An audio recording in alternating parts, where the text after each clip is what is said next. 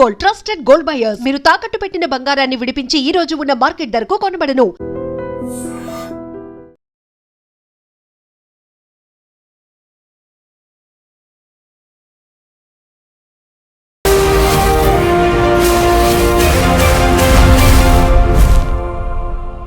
నమస్తే, welcome to iDream social spotlight with కవిత.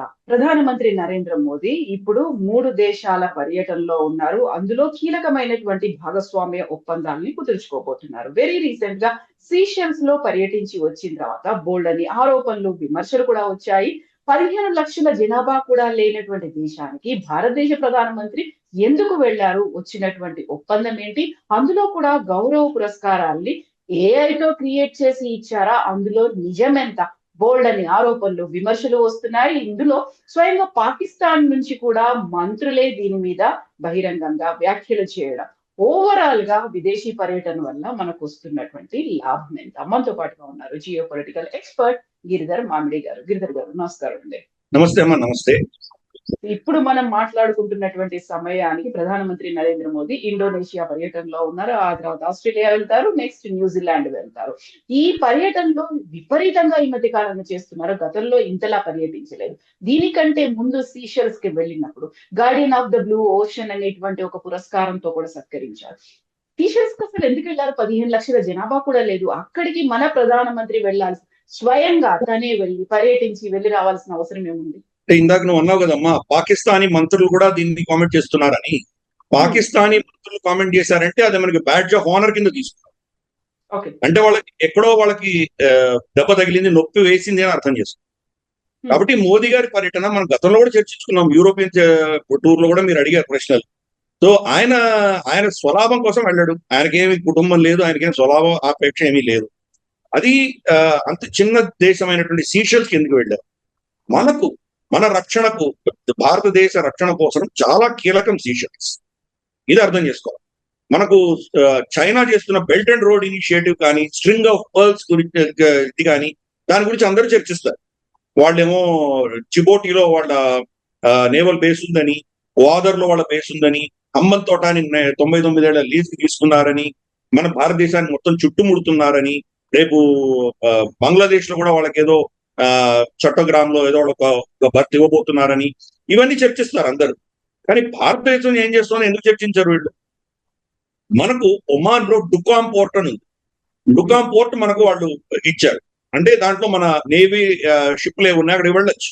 అక్కడ వెళ్ళి వాళ్ళు దానికి మళ్ళీ రీప్లెనిషింగ్ అంటారు కదా, అంటే వాళ్ళకు ఆహారం కానీ, నీళ్లు కానీ, లేదా మందులు కానీ అవన్నీ మళ్ళీ అయిపోతే కానీ మళ్ళీ ఫ్రెష్ గా దాన్ని నింపుకొని మళ్ళీ వెళ్ళొచ్చు అక్కడి నుంచి. లేదా ఎవరైనా క్షతగాత్రులు అయితేనో, ఏదైనా రోగాలు వస్తేనో అక్కడ మనకు వాళ్ళు దిగి వాళ్ళు అక్కడ చికిత్స చేసుకొని మళ్ళీ షిప్ ఎక్కచ్చు. కాబట్టి పోర్ట్ కాల్ అది మనకు వాళ్ళ అధికారం ఇచ్చారు. అలాగే సీషెల్స్ లో మన మిలిటరీ అటాచెస్ ఉన్నారు. చైనా అక్కడ వచ్చి బాగా వేయకుండా మనం అక్కడ ఆల్రెడీ దాన్ని మన అధీనంలో ఉంచుకున్నాము. అందుకనే ప్రధానమంత్రి గారు వెళ్ళారు. మనకు కోవిడ్ వచ్చినప్పుడు ప్రపంచవ్యాప్తంగా అన్ని దేశాలు వ్యాక్సిన్లు వేసుకుంటే సీషెల్స్ మొట్టమొదటి దేశం 100% వ్యాక్సినేషన్ ఇచ్చారు. చిన్న దేశం, వాళ్ళ జనాభా చాలా తక్కువ కాబట్టి ఈజీగా 100% సాధించవచ్చు. 100% వ్యాక్సినేషన్ ఇచ్చిన దేశం. వాళ్ళని వ్యాక్సిన్లు ఇచ్చండి. ప్రపంచంలో ఎవరి దగ్గర వ్యాక్సిన్లు చాలా, అమెరికా వాళ్ళైతే ఎవరికి వ్యాక్సిన్లు ఇవ్వలేదు. మనం కూడా అప్పుడు చాలా చూసి ఆచితూచి వ్యవహరించాం. మన దగ్గర కూడా మనకే సరిపోలేదు, మనం మెల్లిగా కొన్ని దేశాలకు ఇచ్చాం. కానీ చైనా ఎక్సెసివ్ ప్రొడక్షన్ చేసి వీళ్ళకి ఇటువంటి దేశాలకన్నీ ఇచ్చింది. కాబట్టి ఈ దేశంలో 100% వ్యాక్సినేషన్ చైనీస్ వ్యాక్సిన్స్ తో వ్యాక్సినేషన్ చేసుకోగలిగారు. ఏమైంది? రెండో దఫా కరోనా సెకండ్ వేవ్ వచ్చేసరికి ఇవన్నీ నాసిరకమైనటువంటి వ్యాక్సిన్ అని తెలిసిపోయింది. గణనీయంగా వాళ్ళ జనాభా చాలా మంది చనిపోయారు. సో దాంతో చైనా యొక్క మైత్రి అన్నది ఎంత దారుణమో వాళ్ళు అర్థం చేసుకున్నారు సీషెల్స్. కాబట్టి చైనా మళ్ళీ అక్కడెక్కడ బాగా వేస్తుందో అని చెప్పి మనం అప్పటి నుంచి కూడా సీషెల్స్ మీద చాలా ఇన్వెస్ట్ చేశాం. సీషెల్స్ చైనా హస్తగతం కాకుండా చాలా కష్టపడ్డాం. అందుకనే మోదీ గారే వెళ్ళారంటే దాన్ని అర్థం చేసుకోవచ్చు ఎంత సీరియస్ గా తీసుకుంటాం. అది మనకు అవసరం. ఇండియన్ ఓషన్ రీజన్ లో చైనా యొక్క ఎంట్రీ మనం సహించము. ఇండియన్ ఓషన్ రీజన్ లో ఆల్రెడీ హంపన్ తోటలో వచ్చి కూర్చున్నారు. 99 ఏళ్ల లీజ్ తీసుకున్నారు. అఫ్ కోర్స్ అది మిలిటరీ కాదు, only civilian port. Civilian port కూడా వాళ్ళ రీసెర్చ్ వెసల్స్ వస్తున్నాయి, చైనా రీసెర్చ్ వెసల్స్ వస్తున్నాయి. మనం ఏం చేసాము దాని కౌంటర్ మెషర్ గా హమ్మన్ తోటలో ఉన్నటువంటి ఎయిర్పోర్ట్ మనం తీసుకున్నాం. ఎయిర్పోర్ట్ లో ఒక్క ఫ్లైట్ రాదు. ఆ మన హంబంతోట పోర్ట్ లో ఒక షిప్ రాదు. కానీ ఇది ఒక గేమ్, మనకు చైనాకు జరుగుతున్నటువంటి గేమ్ ఇది. వాళ్ళు పోర్ట్ వాళ్ళ అధీనంలో పెట్టుకుంటే ఎయిర్పోర్ట్ మన అధీనంలో. కాబట్టి అక్కడ ఏమొచ్చినా మన శాటిలైట్స్, మన రెడార్స్ దాన్ని వాచ్ చేస్తుంది. అలాగే మనకు సీషెల్స్ కూడా మన రెడార్స్ కానీ, మన లిసనింగ్ పోస్ట్ అంటారు, మన దగ్గర ఎలక్ట్రానిక్ ఇవన్నీ ఎక్విప్మెంట్ పెట్టుకున్నాం. చైనీస్ సబ్మరీన్స్ కానీ, చైనీస్ షిప్పులు కానీ ఏ పెడుతున్నా వాటన్నిటి కూడా ట్రాక్ చేస్తున్నాం. కాబట్టి మన దేశ రక్షణ కోసం సీషెల్స్ చాలా ముఖ్యం. సో వాళ్ళకి ఏదో కొన్ని ఇచ్చాం మనం, ఏదో ఒక బోట్ ఇచ్చాము, ఫాస్ట్ పెట్రోల్ బోట్ ఒకటి ఇచ్చాము, అలాగే కొన్ని అంబులెన్స్లు ఇచ్చాము, ఏవో కొన్ని మల్టీ యూటిలిటీ ట్రక్ లాంటివి ఇచ్చాము వాళ్ళకు. ఇది ఇన్వెస్ట్మెంట్ కింద భావించాం. దాని ప్రతిఫలంగా ఈ రోజు సీషెల్స్ మన అధీనంలో ఉంది. అలాగే మనం మొరిషియస్ తోటి మన మైత్రి ఎంత కలిసి వచ్చిందో చూద్దాం. అక్కడ మొరిషియస్ లో ఒక చిన్న దీవి ఉంది, దాని పేరు అగలిగా. అగలిగా అన్న దీవి ఒక రన్వే ఉంది. ఆ రన్వే మినహాయిస్తూ ఒక 10-15 ఇండ్లు ఉంటాయి లోకల్ ఫిషర్మెన్. అక్కడ ఉన్నటువంటి ఆ దీవిలో ఉన్నటువంటి ఎవరైతే పౌరులు ఉన్నారో వాళ్ళు చాలా తక్కువ మంది ఉంటారు. మిగతా ఆ దీవి అంతా కూడా భారత అధీనంలో ఉంది. మనం ఏం చేసాం, అక్కడ బోయింగ్ P-8I అని చెప్పి మన దగ్గర ఎయిర్ క్రాఫ్ట్స్ ఉన్నాయి. ఇవి మొత్తం Indian ocean, Arabian sea, bay of Bengal లో గస్తీలు తిరుగుతుంటాయి. ఈ ప్రాంతంలో ఎవరి సబ్మరీన్ ఉన్నా సబ్మరీన్ అది పసిగట్టాలి, ఆ కెపాసిటీ ఉండేది మనం పంపిస్తున్నాం. మనకు చైనాది సరే పాకిస్తాన్ రీసెంట్ గా అంగోర్ క్లాస్ సబ్మరీన్స్ చైనా దగ్గర నుంచి తెచ్చుకుంది. వాళ్ళ సబ్మరీన్స్ కావచ్చు, అమెరికన్ సబ్మరీన్స్ కావచ్చు, ఎవరి సబ్మరీన్స్ ఇండియన్ ఓషన్ రీజన్ లో, అంటే Indian ocean, Arabian sea, bay of Bengal లో గస్తీ తిరుగుతున్నాయో వాటిని పసిగట్టగలిగినటువంటి టెక్నాలజీ ఉన్న ఎయిర్ క్రాఫ్ట్ మనం ఈరోజు మొరిషియస్ లో పెట్టాం. అలాగే ఇందాక నేను హంబంతోట ఎయిర్పోర్ట్ గురించి చెప్పాను. అలాగే కొలంబో పోర్ట్ సగం కొలంబో పోర్ట్ ని చైనాకు హస్తగతం చేసింది అప్పటి రాజపక్ష ప్రభుత్వం. మళ్ళీ విక్రమసింగ వచ్చిన తర్వాత దాని పక్కనే ఇంకొక 2 ప్లేయర్స్ మనకిచ్చారు. అదాని వెళ్ళి అక్కడ మనం కూర్చున్నాం. కాబట్టి చైనా అక్కడ వాళ్ళు ఏం చేసినా దాన్ని వాచ్ చేయడానికి, అబ్జర్వ్ చేయడానికి పక్కనే మనం కూడా వెళ్ళి కూర్చున్నాము. గ్వాదర్ పోర్ట్ లో వాళ్ళు పాకిస్తాన్ లో తిష్ట వేస్తే పక్కనే మనం చాబహార్ లో మనం తిష్ట వేసాం. కాబట్టి చైనాకు ధీటుగా మొత్తం ఈ ప్రాంతం అంతా మనం స్ప్రెడ్ అవుతుంది. అందుకనే మోదీ గారి పర్యటన ఆ దృష్టితో చూడాలి. ఇండోనేషియాకి ఎందుకు పెడుతున్నాం? ఈ రోజు స్ట్రేట్ ఆఫ్ హార్మోజ్ గురించి అందరూ మాట్లాడుతున్నారు. స్ట్రేట్ ఆఫ్ హార్మోజ్ లో ఒమాను, ఇరాన్ కలిస్తే కనుక కూడా మొత్తం 20-30% ప్రపంచంలో వస్తున్నటువంటి చమురు అంతా వాడు కంట్రోల్ చేయొచ్చు. అంతకంటే పెద్ద దారుణమైన అస్త్రం మన పెద్ద అస్త్రం మన దగ్గర ఉంది. మలక్కా స్ట్రేట్ లోంచే వెళ్ళాలి చైనా. వాళ్ళ 80% వాణిజ్యం ఇక్కడి నుంచే వెళుతుంది. అంటే వాళ్ళకు ఆఫ్రికా నుంచి వనరులు తీసుకువెళ్లాలన్నా, లేదా మనకు ఈ గల్ఫ్ నుంచి వాళ్ళు ఇంధనం తీసుకెళ్లాలన్నా, లేదా వాళ్ళ ఫినిష్డ్ ప్రొడక్ట్స్ ని ఆఫ్రికా, వెస్ట్ ఏషియా, యూరప్, భారతదేశానికి అమ్మాలన్నా ఈ స్ట్రేట్ ఆఫ్ మలక్కా నుంచే వెళ్ళాలి. స్ట్రేట్ ఆఫ్ మలక్కా నుంచి వెళ్తే కనుక మొట్టమొదటి వచ్చే దీవులు ఏంటి? మన నికోబార్ ఐలాండ్స్ వస్తుంది. నికోబార్ ఐలాండ్స్ చివర ఉన్నటువంటి మన ఇందిరా పాయింట్ నుంచి వెళ్ళాలి. ఇందిరా పాయింట్ దగ్గరే మనం ఇప్పుడు గ్రేట్ నికోబార్ ప్రాజెక్ట్ కట్టబోతున్నాం. అందుకనే మనం చూసాం కదా, కమ్యూనిస్ట్ పార్టీ ఆఫ్ చైనా తోటి MOU రాసుకున్నటువంటి మన దేశంలో ఉన్నటువంటి పార్టీ అర్జెంట్ గా అక్కడికి వెళ్ళి ధర్నాలు ఎందుకు చేశారు? ఎందుకంటే చైనాకు వత్తాసు పలకడానికి. ఇది అర్థం చేసుకోవాలి. రెండవది, ఈ రోజు ఇండోనేషియా ఎగ్జాక్ట్ గా దానికి ఆవలి వైపు ఉన్నట్టు మనకు ఇండోనేషియాకి తీరంలో, అంటే మనకు ల్యాండ్ బేస్డ్ బార్డర్ లేదు కానీ సముద్రం బేస్డ్ మన బార్డర్స్ ఉన్నాయి. ఇద్దరు మనం నైబర్సే. కాబట్టి ఆవలి పక్కన అంటే 100 కిలోమీటర్ల దూరంలో అచే ప్రావిన్స్ వస్తుంది, ఇండోనేషియా అచే ప్రావిన్స్. అచే ప్రావిన్స్ లో కూడా ఉత్తర భాగంలో ఉన్నటువంటి వాళ్ళకున్నటువంటి పోర్ట్ పేరు సబంగ్ పోర్ట్ అంటారు. ఆ సబంగ్ పోర్ట్ మేనేజ్మెంట్ కూడా భారతదేశం అధీనంలో. అంటే మనం ద్వారపాలకులలో కూర్చొని ఉన్నాం. రేపు మనకు చైనా ఏదైనా పిచ్చి పని చేసిందంటే, హిమాలయాల్లో కబ్జా చేసుకోవడమో, అరుణాచల్ ప్రదేశ్ లో చొరబాటు చేయడమో, ఇటువంటి ఏమైనా చేసిందంటే వాళ్ళని ఇక్కడ మనం ఆపేయగలము. ఆ కెపాసిటీ మనం బిల్డ్ చేసుకుంటున్నాం. మనం ఒక్కరమే కాదు, ఇండోనేషియాతో కలిసి వెళ్ళబోతుంది. ఈ రోజు ఇండోనేషియాకి సెక్యూరిటీ మనం ప్రొవైడ్ చేస్తున్నాం, వాళ్ళకి బ్రహ్మోస్ ఇస్తున్నాము, ఇంకా చాలా అస్త్రాలు ఇస్తున్నాము, టెక్నాలజీ ఇస్తున్నాము, కో ప్రొడక్షన్ ఇస్తున్నాం. దాంతో రేపు చైనాను కట్టుదిట్టం చేయాలంటే, ఈ రోజు ఎలాగైతే ఇరాన్ స్టేట్ ఆఫ్ హార్మోజ్ ని అస్త్రంగా వాడి అమెరికా తల వంచగలిగిందో, అలా చైనా తలను వంచాలంటే మన దగ్గర అటువంటి పెద్ద అస్త్రం మన దగ్గర ఉన్నది. అందుకనే చైనా ఈ మలక్కా డైలమా అన్న దాని మీద వాళ్ళు చాలా భయపడతారు. భారతదేశం ఎప్పుడైనా దీన్ని ఏమైనా చేయగలరని చెప్పి మన డిఫెన్స్ బడ్జెట్ అంతా కూడా హిమాలయాల్లో ఖర్చు పెట్టేలాగు ప్రతి సంవత్సరం 2 సంవత్సరాలకు ఒకసారి వచ్చి అక్కడ ఏదో గొడవ చేస్తుంటారు. మన డిఫెన్స్ బడ్జెట్ లో అంతా కూడా 50% మనం ఆర్మీకి ఇస్తున్నాం. తర్వాత దాంట్లో ఒక 25-30% మనం ఎయిర్ ఫోర్స్ ఇస్తున్నాం. ఒక 10-20% మాత్రమే నేవీకి ఇస్తున్నాము. అది చైనాకు కావాలి. ఎందుకు? మన ఖర్చు అంతా అక్కడ పెట్టామంటే మలక్కా స్ట్రేట్ లో వాళ్ళని ఆపేయగలిగే శక్తి మనం పెంచుకోకూడదు అనేది చైనా యొక్క అభిప్రాయం. అందుకని రాహుల్ గాంధీని అక్కడ పంపించింది. ఇది అర్థం చేసుకోవాలి. కానీ ఇప్పుడు మనం గత 10 ఏళ్లుగా ఈ నెరేటివ్ మార్చాము. నేవీ మీద ఫోకస్ పెట్టాం. గత ప్రభుత్వాలు యూపీఏ హయాంలో ఉన్నప్పుడు మన నేవీని బ్రౌన్ వాటర్ నేవీ అని పిలిచేవాడు. మన సరిహద్దులు కాపాడడానికి మాత్రమే మన దగ్గర శక్తి ఉండేది. ఈ రోజు బ్లూ వాటర్ నేవీగా పెడుతున్నాం. అంటే మొత్తం ఇండియన్ ఓషన్, అరేబియన్ సీ, ఈ ప్రాంతం అంతా గస్తీలు తిరుగుతున్నాము. మనకు హౌతీల దగ్గర నుంచి ప్రాణ నష్టం, దెబ్బలు తగినటువంటి షిప్పులు కావచ్చు, సొమాలి పైరట్స్ వల్ల బెడదలో చిక్కుకున్నటువంటి షిప్పులు కావచ్చు, మనం రెస్క్యూ చేస్తున్నాం. చైనా పక్కనే జిబౌటీలో ఉండి కూడా వాడు ఏం చేయలేకపోయారు. చైనీస్ షిప్పులు, పాకిస్తానీ షిప్పులు, యూరోపియన్ షిప్పులు ఇవన్నీ మనం రెస్క్యూ చేశాం. మన 10 షిప్పులు గస్తీ తిరుగుతున్నాయి. ఈ ఇరాన్ యుద్ధం జరుగుతున్నప్పుడు కూడా వాళ్ళ యుఎస్ఎస్ అబ్రహాం లింకన్ అరేబియన్ సీలో కూర్చుంది. చాలా దూరం, ఇరాన్ చాలా దూరంగా కూర్చున్నారు. కానీ ఈవెన్ గల్ఫ్ ఆఫ్ ఒమాన్ లో వెళ్ళి మన షిప్పులని సురక్షితంగా బయటికి తీసుకొచ్చే మన యుద్ధపు షిప్పులు ఏవైతే ఉన్నాయో నావికలు నేవీ వెళ్ళారు, అక్కడ మనం వెళ్ళాం. సో ఈ రోజు ఈ ప్రాంతం అంతా మనం ఎక్స్పాండ్ అవ్వగలిగాం. గతంలో 3 సంవత్సరాలకు 4 సంవత్సరాలకు ఒక షిప్ వచ్చేది. అది కూడా మనం రష్యా నుంచి తెచ్చుకునేవాడు. లాస్ట్ షిప్ రష్యా నుంచి వచ్చింది 2 సంవత్సరాలు అయింది. ఐఎన్ఎస్ తమాల్ అని ఎప్పుడో ఆర్డర్ ఇచ్చింది, ఫైనల్ షిప్ వచ్చింది. ఈ రోజు including air craft carrier negative list ఉన్నాయి. వేరే దేశాల నుంచి మనం కొనము, ఇంక్లూడింగ్ ఎయిర్ క్రాఫ్ట్ క్యారియర్ అన్ని మన దేశంలో తయారు చేసుకుంటాం. గత సంవత్సరంలో 2025-2026 లో 33 షిప్పులు మనం తయారు చేసుకోగలిగాం. మన దేశం 33 షిప్పులు లాంచ్ చేయగలిగాం. ప్లస్ అంటే ఇంక్లూడింగ్ సబ్మరీన్స్ కావచ్చు, ఫాస్ట్ ట్రాక్ పోర్ట్స్ కావచ్చు, కార్వెట్స్, డిస్ట్రాయర్స్ ఇవన్నీ కలిపితే రమారమి 32-33 మనం లాంచ్ చేసుకోగలిగాం.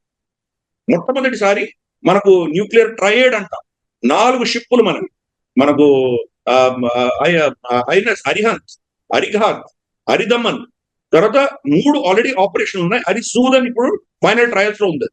ఈ 4 షిప్పుల్లో మనకు ఒక క్షణంలో ఫైర్ చేయగలిగినటువంటి nuclear weapons, ready to fire nuclear weapons పెట్టుకొని రెడీ కూర్చున్నాం. కాబట్టి మన శత్రువుల్ని ఎలా కంటైన్ చేయాలో మనకు సముద్రం గుండానే మనకు ఆ శక్తి వస్తుంది. అందుకని మోదీ గారి పర్యటన ఈ యాంగిల్ లో మనం అర్థం చేసుకోవాలి. ఆయన ఎందుకు సీషెల్స్కి వెళ్ళారు? అంత చిన్న దేశానికి ఆయన వెళ్ళవలసిన అవసరమే లేదు. ఎందుకు వెళ్ళారంటే ఇది, ఎందుకంటే సీషెల్స్ లో మన ఫుట్ హోల్డ్ ఉందంటే అక్కడ చైనా రాకూడదు. చైనా మనం రాకుండా చేయాలంటే అక్కడ వాళ్ళతో అంత రిచ్ మనకు ఉండాలి, అంతటి మైత్రి మనకు ఉండాలి వాళ్ళతో. అందుకోసం మోదీ గారు అక్కడికి వెళ్ళారు. ఇండోనేషియా కూడా గతంలో చైనా సతాయించింది. ఆసియాన్ దేశాలన్నీ కూడాను చైనాతో అనుసంధానమే ఉంది. వాళ్ళ 50-60% వాళ్ళ వ్యాపారాలన్నీ కూడా మనకు చైనాతోటే ఉన్నాయి వాళ్ళకి, ఆసియాన్ దేశాలు. కానీ ఈ దేశాలన్నింటినీ చైనా బెదిరిస్తుంది. 9 లైన్ అంటోంది. సరిహద్దు లేనటువంటి ఇండోనేషియా మీద కూడా వాళ్ళు ఇటువంటి దుశ్చర్యలు చేశారు. వాళ్ళ ఎయిర్ క్రాఫ్ట్స్ వచ్చినాయి, వీళ్ళ ఎయిర్ స్పేస్ ను వైలేట్ చేసి, వీళ్ళు F-16 స్క్రాంబుల్ చేసి వాళ్ళని అక్కడికి తరిమేవలసి వచ్చింది. కాబట్టి రేపు తైవాన్ ని కబళించిన తర్వాత, ఫిలిప్పైన్స్ ని కబళించిన తర్వాత నెక్స్ట్ ఇండోనేషియా మీద పడతారని ఇండోనేషియాకు తెలుసు. అందుకనే భారతదేశంతో వాడు మైత్రి పెట్టుకుంటారు. ఇంకా చాలా కీలకమైన కారణం ఏంటంటే అమెరికా వాళ్ళు ఈ ప్రాంతం నుంచి క్రమేపీ విత్డ్రా అవుతున్నారు. వాళ్ళకి దీని మీద పెద్దగా ఇంట్రెస్ట్ లేదు. మన్రో ట్రంప్ డాక్ట్రిన్ అని కొత్తగా తీసుకొచ్చారు. డిసెంబర్లో దాన్ని ఆవిష్కరించారు. దాని ప్రకారం ఓన్లీ అమెరికాతో మా ఫోకస్ ఉంటుంది అని చెప్పారు. అందుకని నికోలస్ మడోరోని ఎత్తుకోపోవడం, అలాగే మనకు కొలంబియాలో ఇప్పుడు వచ్చినటువంటి నేత ఎవరైతే ఉన్నారో అధినేత, అతను డొనాల్డ్ ట్రంప్ ఎండార్స్ వ్యక్తి, అతను వచ్చాడు. జావియర్ మిలే ఎనివే అతని మిత్రుడు. ఒక బ్రాజిల్ ఒక్కటి వాళ్ళకు వ్యతిరేకంగా ఉంది. కాబట్టి బ్రాజిల్ మీద 50% టారిఫ్ వేయడం, ఇవన్నీ కూడా చూస్తున్నాం మనం. ఫస్ట్ దాని మీద ఫోకస్ పెడుతున్నాం. క్రమేపీ యూరోప్ నుంచి విడ్డ్రా అవడము, తర్వాత మనకు వెస్ట్ ఏషియా నుంచి విడ్డ్రా అవడము, అలాగే ఇక్కడ సోకాల్డ్ ఇండో పెసిఫిక్ నుంచి వాళ్ళు దాన్ని విడ్డ్రా అవడం, ఇవన్నీ చూస్తున్నాము. ఒక వాక్యూమ్ వచ్చిందంటే దాన్ని ఎవరో వచ్చి ఫిల్ చేయాలి. వాక్యూమ్ అంటే ఎప్పుడూ ఉండదు. కాబట్టి అక్కడ ఎవరో వచ్చి దాన్ని నింపుతారు. ఎవరు వాళ్ళు? చైనా వచ్చి నింపకుండా మనం పెడతాం. అందుకనే మోదీ గారు గతంలో మనకు పపువా న్యూగినీకి వెళ్ళారు. పపువా న్యూగినీకి వెళితే కనుక వాళ్ళకి ఆల్రెడీ అమెరికాతో ఒప్పందం ఉంది, వాళ్ళకి డిఫెన్స్ ప్యాక్ట్ ఉంది. అయినా మనం వెళ్ళినప్పుడు మనం చూసాం, వాళ్ళ ప్రధానమంత్రి మోదీ గారికి పాదాభివందనం చేశారు అక్కడ ఎయిర్పోర్ట్ లోనే. అంటే మనం ఈ ప్రాంతం అంతా కూడాను నెట్ సెక్యూరిటీ ప్రొవైడర్ గా మనం ఎదుగుతున్నాం. అదే అర్థం చేసుకోవాలి. బ్లూ వాటర్ నేవీ ఎక్స్పాండ్ అవుతున్నాం. ఈ రోజు వియట్నాం కి మనము ఐఎన్ఎస్ కిర్పాన్ అన్న ఒక షిప్ ను బహుకరించాము. మన నేవీ ఆసియాన్ నేవీస్ తోటి యుద్ధ విన్యాసాలు చేస్తున్నాయి. మనం పోర్ట్ కాల్ మీద పెడుతున్నాం మనం.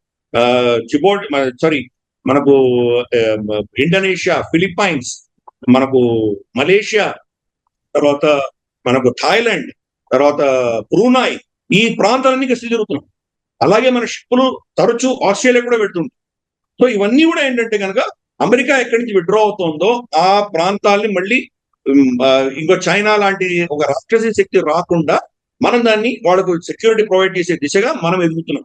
అందుకని మోదీ గారు వెళ్లేదానికంటే ముందరే మనకు జయశంకర్ గారి పర్యటనలు కావచ్చు, ఇతరత్ర మనకు చాలా స్థాయిలో ఇవన్నీ కూడా జరుగుతున్నాయి. ఇన్ఫాక్ట్ మనకి ఈవెన్ ఈస్ట్ ఆఫ్రికాలో కూడా జయశంకర్ గారు వెళ్ళి అక్కడ ఐఐటి చెన్నై ఒక బ్రాంచ్ అక్కడ ఈస్ట్ ఆఫ్రికాలో పెట్టారు. అక్కడ ఇనాగ్రేషన్ కి వెళ్ళారు. మనకు మొజాంబిక్ కానీ, కెనియా కానీ, ఈ ప్రాంతం అంతా కూడాను డిఫెన్స్ పరంగా మనమే వాళ్ళని చూసుకుంటాం. కాబట్టి ఇది అర్థం చేసుకోవాలి. ఆఫ్రికాలో కూడా ఈరోజు చైనా అందరికి అప్పులు ఇచ్చి అప్పుల ఊబిలో వాళ్ళని దింపారు. కానీ చైనాకు ప్రత్యామ్నాయం ఏముంది అక్కడ? యూరోప్ లేదు. యూరోప్ విత్డ్రా అయిపోయింది. ఈరోజు భారతదేశం ఉంది. జాపనీస్ ఇన్వెస్ట్మెంట్స్ భారతదేశం యొక్క మనకున్నటువంటి కెపాసిటీ, ఈ రెండే ఈరోజు చైనాని కొద్దో గొప్ప అక్కడ ఆఫ్రికాలో ఛాలెంజ్ చేయగలుగుతుంది. వాళ్ళకి ప్రత్యామ్నాయం అంటే భారతదేశం. మన ఎయిర్టెల్, జియోలో అక్కడ ఎన్ని దేశాల్లోనూ ఇవే పనిచేస్తుంది. కాబట్టి మనం అలాగే టాటాస్, తర్వాత అశోక్ లేలాండ్, మన మహీంద్రాసు, ఈ వెహికల్స్ అక్కడ ఎక్కువ తిరుగుతుంటాయి. బజాజ్ స్కూటర్లు తిరుగుతాయి, మన బైక్లన్నీ తిరుగుతాయి. అలాగే డిఫెన్స్ కోఆపరేషన్ చేసుకుంటాం వాళ్ళతో. సో మన చుట్టుపక్కల మన ఇమ్మీడియట్ నైబర్హుడ్ భారత భూఖండంలో ఉన్న దేశాలే కాకుండా మన నెక్స్ట్ లెవెల్లో ఉన్నటువంటి దేశాలన్నిటినీ కూడా మన ఇన్ఫ్లుయెన్సే మనం పెట్టుకునే దిశగా మనం గత 10 ఏళ్లుగా ప్రయత్నం చేస్తున్నాము. దానిలో భాగంగానే మోదీ గారి పర్యటన కూడా మనం చూడాలి. అయితే ఇప్పుడు మనం విదేశానికి మన దగ్గర ఉత్పత్తి అవుతున్నాయా, లేకుంటే మనం మేక్ ఇన్ ఇండియా చేసినటువంటి ప్రొడక్ట్స్ అన్నింటినీ అక్కడికి ఇస్తున్నప్పుడు సరికొత్తగా రఫేల్ కి సంబంధించి మరొక ఇష్యూ ఎందుకు వస్తుంది? గతంలోనే 104 రఫేల్ యుద్ధ విమానాల్ని మనం కొనుగోలు చేస్తున్నాం అనుకున్నప్పుడు అది 104 కాదు, 204 అనేది. అది కూడా 2030 వరకు కొన్ని వస్తాయి, 2040 వరకు ఈ 204 అనేవి వస్తాయి. ఇమ్మీడియట్ యూజ్ మనకు లేదు. ఆ తర్వాత చైనా విపరీతమైనటువంటి 6th జనరేషన్ ఫైటర్ జెట్లను తయారు చేసుకున్నప్పుడు పాతకాలపు రఫేల్ ని, అది ఇంకా ఇప్పటికీ మోడిఫికేషన్ జరగలేదు, డెవలప్మెంట్ జరగలేదు, అలాంటి దాన్ని తెచ్చుకొని 15 ఏళ్ల తర్వాత వాటిని ఉపయోగించుకుంటాము అంటే లాభం ఏంటి? మనల్ని మించి డిఫెన్స్ ఎక్విప్మెంట్ శత్రు దేశాలు రూపొందించుకుంటున్నప్పుడు అనేటువంటి ఒక విమర్శ కూడా కనిపిస్తోంది కదా. ఫస్ట్ మనం డిఫెన్స్ టెక్నాలజీస్ అర్థం చేసుకున్నప్పుడు ఈ డిస్కషన్, ఈ ప్రశ్న పుట్టింది. చైనా దగ్గర 5th జనరేషన్ ఫైటర్స్ ఉన్నాయని వాడు చెప్పుకుంటారు. 5th జనరేషన్ ఫైటర్స్ ప్రపంచంలోనే పెద్దగా దాని యొక్క గుణం ఏంటో మనం చూడలేదు. Even world's most advanced 5th generation fighter ఏంటిది? F-35. ఈరోజు F-35 పరిస్థితి ఏంటో చూసాం. మన దేశంలో వచ్చి అది కనీసం అంటే ఒక 2-3 నెలలు ఇక్కడ మనం పార్క్ చేసుకొని కూర్చున్నారు. ఎయిర్పోర్ట్ లో ఉండింది, పెట్టేసారు. తిరువనంతపురం ఎయిర్పోర్ట్ కూడా పెట్టుకున్నారు. సో అది ఆ పరిస్థితి. అలాగే వాళ్ళు 2-3 ఎయిర్ క్రాఫ్ట్స్ ని ఇరానే షూట్ డౌన్ చేసింది అని చెప్తున్నారు. అంటే వాళ్ళు కూలిపోకపోయి ఉండొచ్చు, కానీ దెబ్బలు తగిలేదానికి మళ్ళీ వెళ్ళి దాన్ని మళ్ళీ యుద్ధంలో పార్టిసిపేట్ చేయకుండా పక్కకు తీసేయాల్సిన పరిస్థితి. అలాగే వాళ్ళకు ఈవెన్ అమెరికా డెజర్ట్స్ కూడా క్రాష్ అయినాయి. అది అంత మోస్ట్ అడ్వాన్స్ ఎయిర్ క్రాఫ్ట్ ఆ పరిస్థితి అయితే చైనా JF-35 దాని పరిస్థితి ఏంటో అర్థం చేసుకోవచ్చు. మనం మాజీ ఎయిర్ ఫోర్స్ చీఫ్ ఆయన ఒక కాన్ఫరెన్స్ వెళ్ళినప్పుడు మనకు ఉన్నటువంటి ఒక సీక్రెట్ ఆయన చెప్పారు.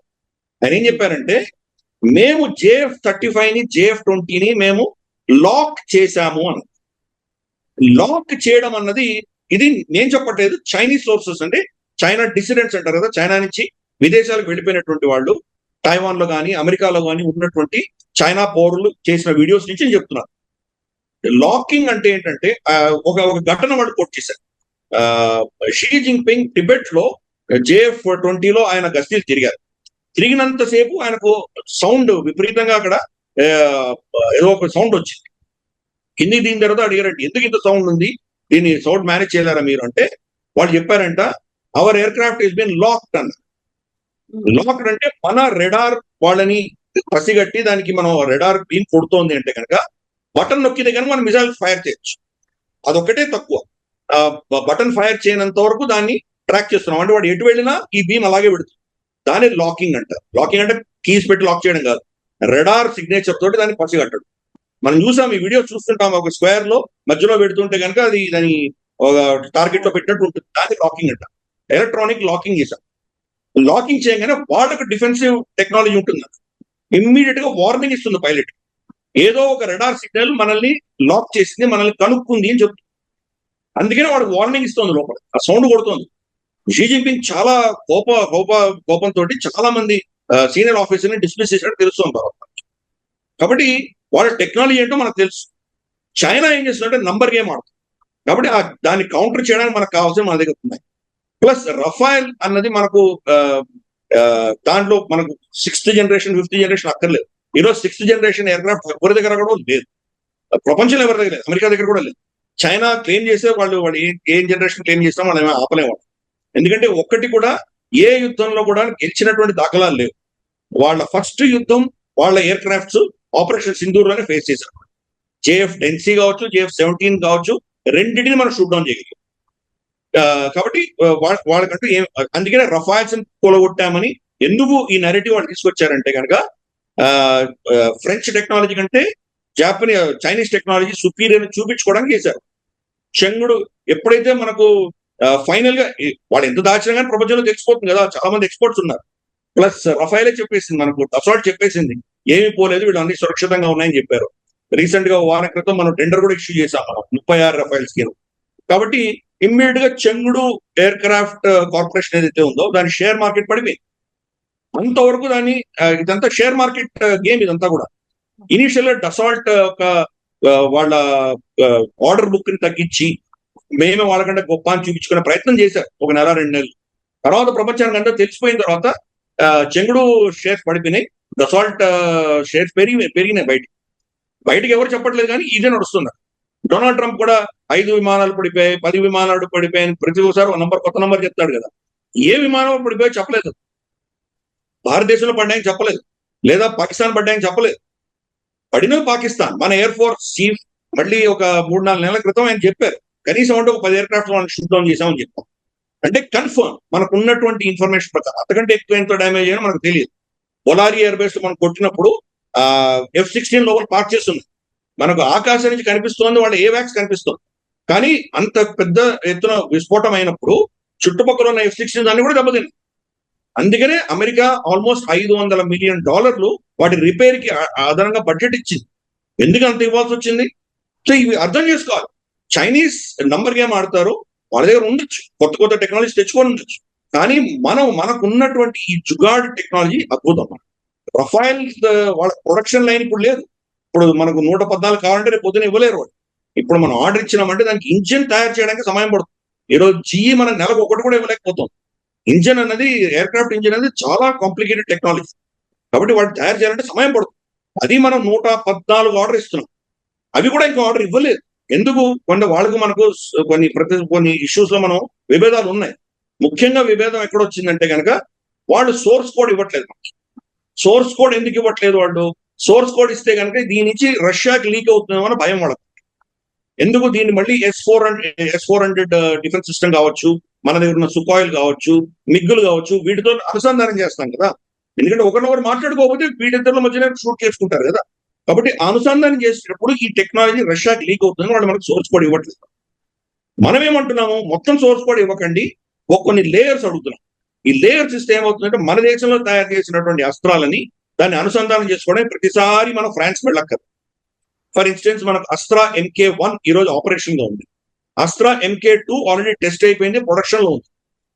అది ఆల్రెడీ ఒక మామూలు అస్త్రా MK1 కంటే కూడా ఒక 20-30 కిలోమీటర్లు ఇంకా ఎక్కువ కొట్టగలిగిన శక్తి దానికి ఆల్రెడీ ఉంది.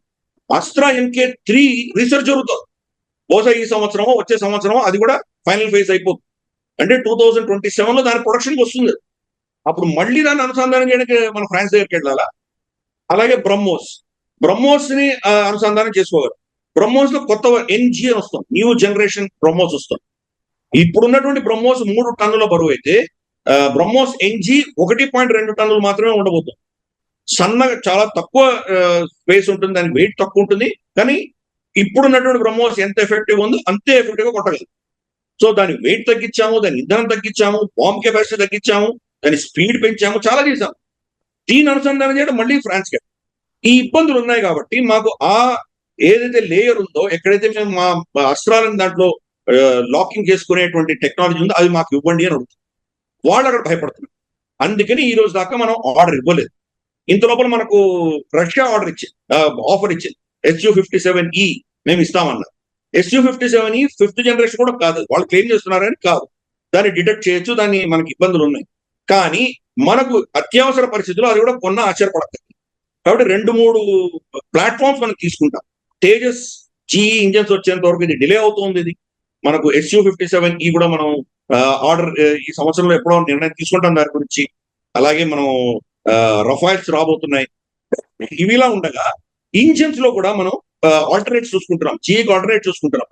మన కావేరీ ఇంజన్ కూడా first time afterburner 75 to 80 kN thrust success అయింది. టెస్టింగ్ అవుతుంది ఈ సంవత్సరం. ఫస్ట్ టెస్ట్ మనకు ఆగస్ట్ సెప్టెంబర్ లో మనకు మన దేశంలో అవుతుంది. తర్వాత అక్టోబర్ లోనో ఎప్పుడో నవంబర్ లోనో రష్యాలో టెస్ట్ అవుతుంది. సో ఇది మన చేతికి వచ్చే తేజస్ మీద పెట్టి టెస్ట్ చేయడానికి కనీసం 2 సంవత్సరాలు పడుతుంది. సో కావేరీ పరిస్థితి అలా ఉంది.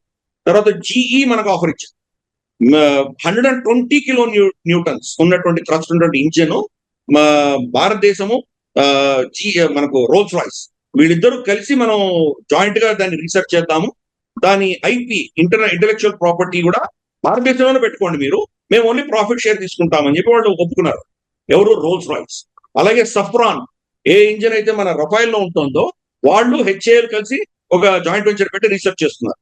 తేజస్ మామూలుగా ఎయిర్ క్రాఫ్ట్ తయారు చేసినప్పుడు ఏమవుతుందంటే ముందు ఇంజిన్ డిసైడ్ అవుతుంది, ఇంజిన్ ఆధారంగా ఫ్రేమ్ ని డిజైన్ చేస్తారు. ఎందుకంటే ఇంజిన్ వెయిట్, దాని థ్రస్ట్, దాని కెపాసిటీ, దాని సైజు, దీని ఆధారంగా ఫ్రేమ్ డిజైన్, ఏరోడైనమిక్స్ అంతా దాని మీద ఆధారం పడి ఉంటుంది. ఫస్ట్ టైం మన సఫ్రాన్కి ఏం చెప్పామంటే మా దగ్గర ఆల్రెడీ ఫ్రేమ్ ఉంది, తేజస్ ఫ్రేమ్, దీంట్లో పట్టేటువంటి ఇంజన్ తయారు చేయని చెప్పాము. అసలు ఇంజనీరింగ్ లో చాలా ఎప్పుడు జరగనటువంటి ఇంజనీరింగ్ మనం చేస్తున్నాం. అది ఈరోజు సఫ్రాను HAL కలిసి చేస్తున్నాం. కాబట్టి ఇంత జరుగుతుంది వెనక. రాబోయే 5 సంవత్సరాలలో ఇంజన్ టెక్నాలజీలో మనకు ఒక విధమైనటువంటి స్టెబిలిటీ రాబోతుంది. కాబట్టి ఈ రఫైల్స్, ఈ కొత్త కొత్త మెషిన్స్ అన్ని రావడం వల్ల మనకు వాళ్ళేదో 5th జనరేషన్ 6th జనరేషన్ అనుకోనక్కర్లేదు. నంబర్ గేమ్ ఎప్పుడు కూడాను ఒక విధమైనటువంటి చాలా కీలకమైనటువంటి పాత్ర పోషిస్తాయి. ప్లస్ చైనాకున్న మేజర్ మేజర్ మేజర్ డిసడ్వాంటేజ్ ఏంటంటే టిబెట్ నుంచి మనం యుద్ధం చేయాలి.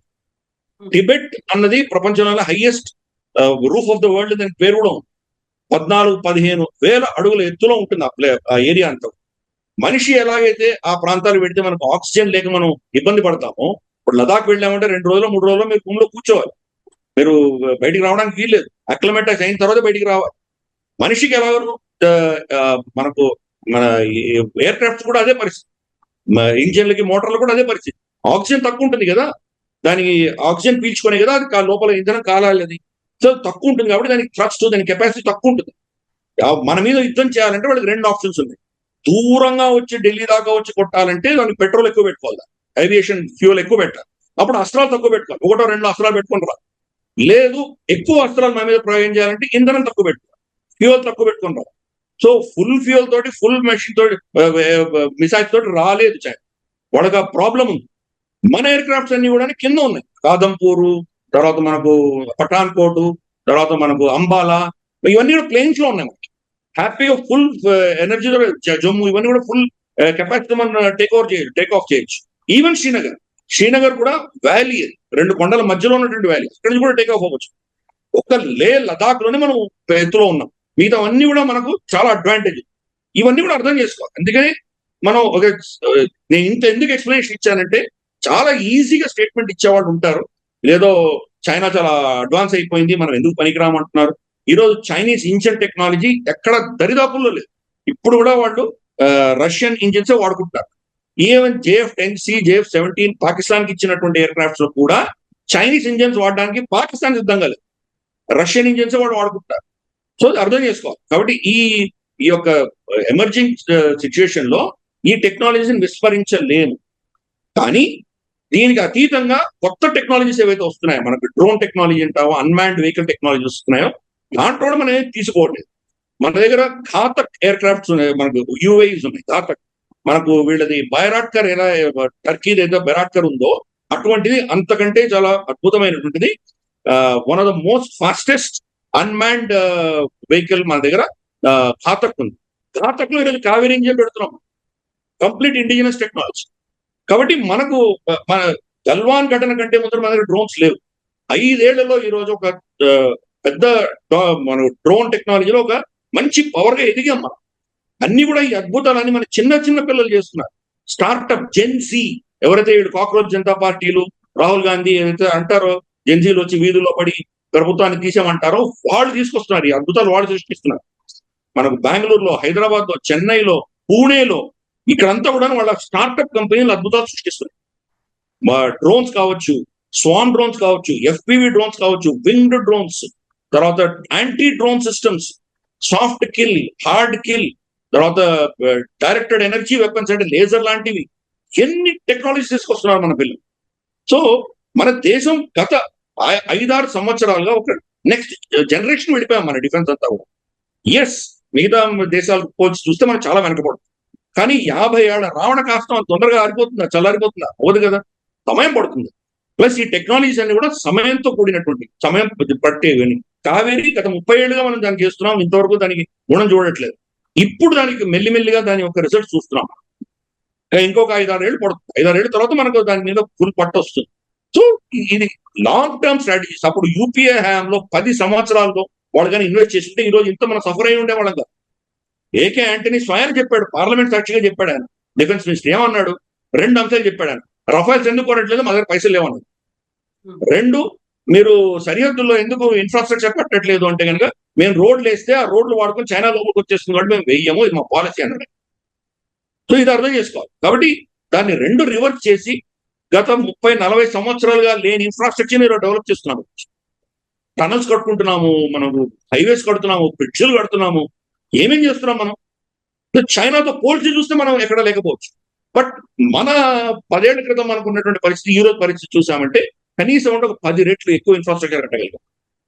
ఇన్ఫాక్ట్ మనకు ఆ ప్రాంతంలో అంతా కూడాను సంవత్సరానికి 4-5 నెలలు ఎవరు పని చేయలేదు. కొరికే చలి, ఆక్సిజన్ ఉండదు.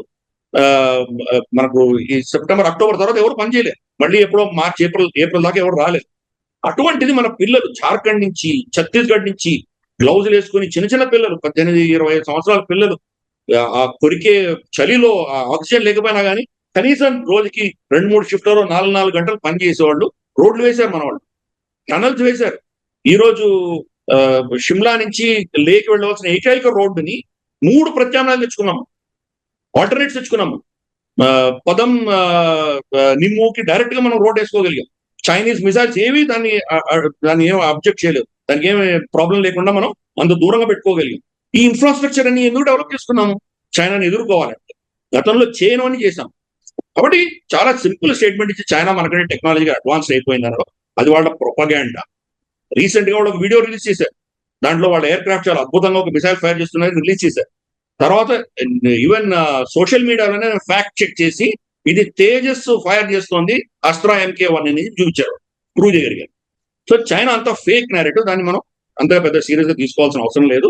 కానీ పెద్ద దేశం, వాళ్ళ దగ్గర కెపాసిటీ చాలా ఉంది, నంబర్ గేమ్ ఉంది వాళ్ళ దగ్గర. మనం అప్రమత్తంగా ఉండాలి. కానీ వాళ్ళు ఎలా కౌంటర్ చేయాలో, మనకున్నటువంటి శక్తి, మనకున్నటువంటి బడ్జెట్స్, దీని దృష్ట్యా మనం ఎలా చేయాలనేది మనం మన సాయశక్తిలో ప్రయత్నం చేస్తున్నాం. కాబట్టి చైనా మనల్ని ఓడించలేదు. మనం చైనాను ఓడించకపోవచ్చు, కానీ చైనా మనల్ని ఏమి చేయకుండా మనం రక్షించుకునేంత కెపాసిటీ మనం బిల్డ్ చేసుకోవాలి.